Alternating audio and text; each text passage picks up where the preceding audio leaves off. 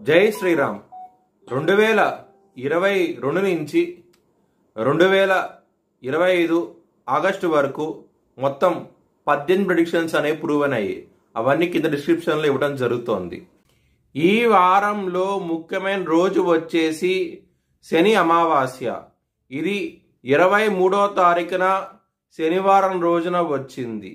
ఈ రోజున కనుక శనికి హోమంగాన్ని చేయిస్తే కనుక ఎవరికైతే ఎలినాడి శని, అష్టమ శని, అర్ధాష్టమ శని మరియు మీ జన్మ జాతకంలో కనుక శని అంతర్దశ కానీ శని మహాదశ కానీ ఉంటే కనుక వాళ్ళు కనుక పూజ చేయించుకుంటే కనుక చాలా చాలా మంచి ఫలితాలంటూ ఉంటాయి. ఒకవేళ హోమం చేయించుకోవాలనుకుంటే కనుక హెచ్ఎల్ఎన్ జ్యోతిష్యాలయాన్ని సంప్రదించండి. కర్కాటక రాశికి అధిపతి చంద్రుడు. కర్కాటక రాశిలో పునర్వసు 4వ పాదం, ఆశ్లేష 4 పాదాలు, పుష్యమి 4 పాదాలు ఉంటాయి. ఈ నక్షత్రం వాళ్ళందరికీ నేను చెప్పే వార ఫలితాలు వర్తిస్తాయి. ఈ వారంలో లగ్నంలో శుక్రుడు రాబోతున్నారు 20వ తారీఖు నుంచి 12వ స్థానం నుంచి. దాని మూలంగా మీకు పేరు ప్రఖ్యాతులు అనేవి అధికంగా ఉంటాయి.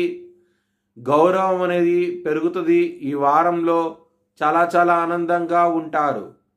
బిజినెస్ పరంగా పెట్టుబడి అనేది ఎక్కువ పెట్టండి, మంచి లాభాలంటూ ఉంటాయి. మ్యారేజ్ పరంగా ఇబ్బందులు ఉంటాయి, గొడవలు ఉంటాయి భార్యాభర్తల మధ్య. హనుమాన్ చాలీసా పారాయణం చేయండి, మంచి ఫలితాలంటూ ఉంటాయి. ఎవరైతే వివాహం కోసం ప్రయత్నిస్తున్నారో ఈ వారంలో దగ్గర దాకా సంబంధాలు రావటం, వెనక్కి వెళ్ళిపోవడం జరుగుతుంది.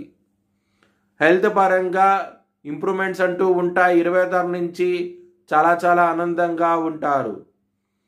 శత్రులు అనేవాళ్ళు అధికంగా ఉంటారు, జాగ్రత్తగా ఉండండి. కాలభైరవాష్టకాన్ని చదువుకోండి, శత్రువుల నుంచి విజయం సాధిస్తారు. చాలా చాలా ఆనందంగా ఉంటారు. కెరియర్ పరంగా బాస్తోనూ మేనేజర్తోనూ గొడవలు ఉంటాయి.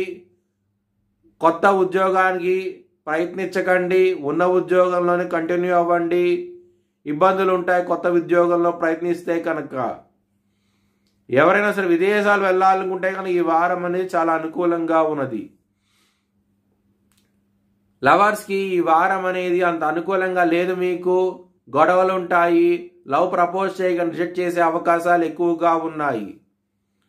మీ భవిష్యత్ వివరాల కోసమై హెచ్ఎల్ఎన్ జ్యోతిష్యాలయాన్ని సంప్రదించండి.